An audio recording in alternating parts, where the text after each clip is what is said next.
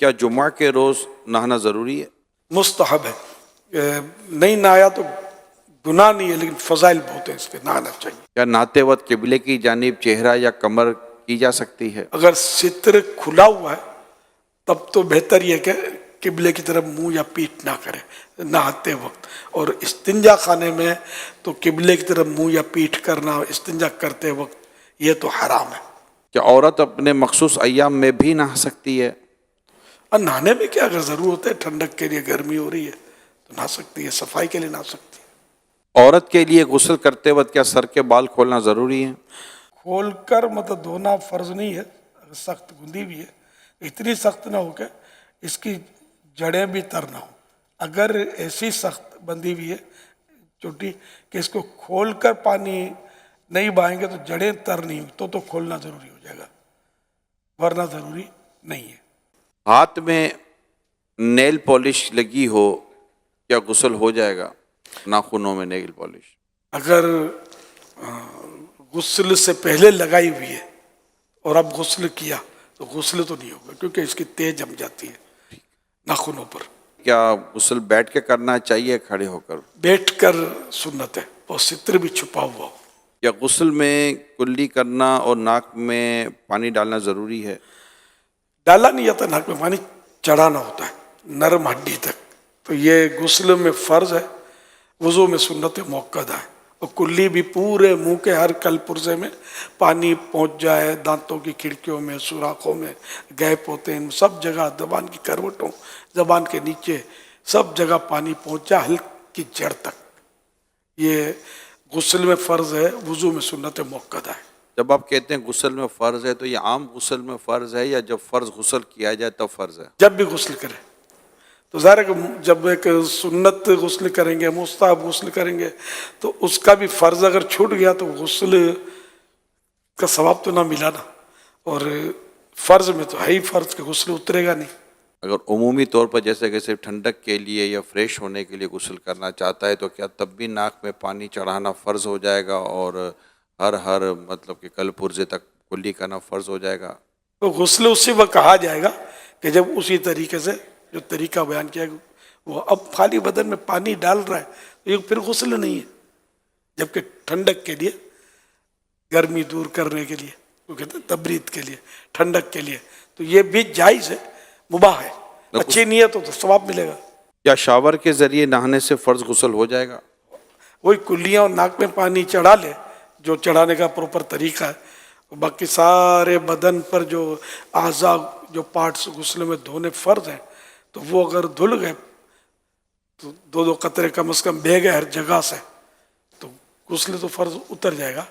بعض جگہیں ایسی ہوتی ہے بدن میں کہ جن کی احتیاط نہ کی جائے تو اس سے پانی بہتا نہیں ہے، تو وہ اونچا نیچا ہو کر وہ پانی بہانا پڑے گا. اس کے لیے میں مشورہ دوں گا کہ جو شاور میں نہاتے ہیں، کیونکہ آج کل جو بھی شاور باتھ روم میں لگ رہے ہیں وہ ایک چھت کے شاور لگتے ہیں اور بھی وہ فکس شاور ہوتے ہیں. اگر اس کے ساتھ ساتھ آپ ہینڈ شاور ضرور لازمی طور پر لگا دیں، کیونکہ بعض جگہوں پر پانی ہینڈ شاور ہاتھ میں لے کر پانی پہنچانے میں آپ کے لیے زیادہ آسانی ہوگی. صرف نیچے کھڑے رہ کر پانی اوپر سے آئے، خدشہ ہے کہ شاید اس جگہ پر پانی نہ بہے جہاں پر پانی بہانا بھی ضروری ہے. تو بدن کو ملنا بھی سنت ہے، جی ہر جگہ کو ملنا ہے. کیا غسل کرتے ہوئے کان کے اندر پانی ڈالنا بھی ضروری ہے؟ کان کی جو باہر کی سطح ہے نا یہ دھلی نہیں ہے، اندر سوراخ میں پانی تو نقصان کرے گا ڈالیں گے تو. باہر کی سطح پر پانی بہہ جائے، آپ بہہ جائے. غسل میں یوں کرتے ہیں نا تو مطلب پانی کا چانس تو ہے کہ بہہ جائے. بعض اوقات ہے کہ میل جمے ہوئے ہوتے ہیں یہ کان کی ادھر، میل اتنا سخت ہوتا ہے کہ شاید پانی نہ بہے. یہ میل کو انگلی سے صاف کیا جائے. یہ اوپر کی سطح میں ہوتا ہے، یہ اس حصے میں یہ بھی تھوڑا فولڈ ہوتے ہیں تو یہاں بھی تھوڑا ہلا جلا کر میل کی تہ جمی بھی تو اس کو چھڑانا یہ فرض ہے. یہ ہے تو درست، لیکن بعض اوقات ایسی جگہ پر یہ میل وغیرہ جم جاتا ہے جس کا پتہ نہیں چلتا. اس طرح کی مطلب کوئی چیز رہ جائے جس کے احتیاج میں حرج ہو، جس کے دھیان رکھنے میں حرج ہو تو اس میں معافی ہوتی ہے. لیکن یہ کہ جب پتہ چل گیا کہ یہ رہ گیا ہے जैसे मक्खी मच्छर की बीट है, इस तरह की बारीक चीज़ रह जाए तो बाहर इशत में भी लिखा है, तो इसको मतलब मैंने रह गया तो अब नमाज पढ़ ली तो हो गई, लेकिन जब पता चल गया तो अब इसको छुड़ा कर उस पर पानी बहाना होगा। क्या 3 बार जिस्म पर पानी बहाना फ़र्ज़ है?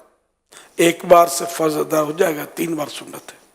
अच्छा, अब ये शावर के नीचे नहाएंगे तो 3 बार का तो हिसाब नहीं रहेगा, वो कंधे और ये तरतीब है ये भी नहीं रहेगी। तो इसमें ये कि हर तरफ से पानी बस ऊपर से जैसे आ रहा है, अब इसमें पहले सीधा कंधा फिर बायां कंधा उल्टा कंधा, इसकी अब वो ज़रूरी नहीं है। तो पानी बह रहा है तो इतनी देर बहते पानी, ये बहता पानी में आएगा, इतनी देर बहते पानी में ये रहे जितनी देर में 3 बार धुल जाता है, तो ये सुन्नत अदा हो जाएगी। गैर ज़रूरी बाल काटने से क्या गुस्ल वाजिब हो जाता है? इससे गुस्ल फर्ज नहीं होता। नहाने के बाद क्या नमाज के लिए वज़ू करना ज़रूरी है? नहा लिया और सही मानों में गुस्ल कर लिया जिसमें वज़ू शामिल है, तो अब वज़ू हो चुका है, तो फिर अब दोबारा वज़ू की ज़रूरत नहीं। कपड़े बदलने से या किसी का नंगा सित्र देखने से वज़ू नहीं टूटता। बारिश में नहाने से क्या गुस्ल हो जाएगा? जी हाँ, अगर कुल्लियाँ नाक में पानी चढ़ा ली और पूरे बदन पर जिस तरह पानी बहना चाहिए वो बह गया, कम से कम 2 कतरे ही बह गए, तो गुस्ल का फ़र्ज तो उतर जाएगा। हर जगह वही एहतियात के साथ पानी बहना चाहिए बारिश का भी। और वज़ू के लिए भी अगर आ जाए वज़ू पर पानी बह जाता है, नाक में पानी चढ़ा ले, कुल्लियाँ कर ले। खैर अगर किसी ने नाक में पानी नहीं चढ़ाया, कुल्लियाँ नहीं की, वज़ू तो हो जाता है, लेकिन सुन्नत मुक्कदा है ये कुल्ली और नाक में पानी चढ़ाना।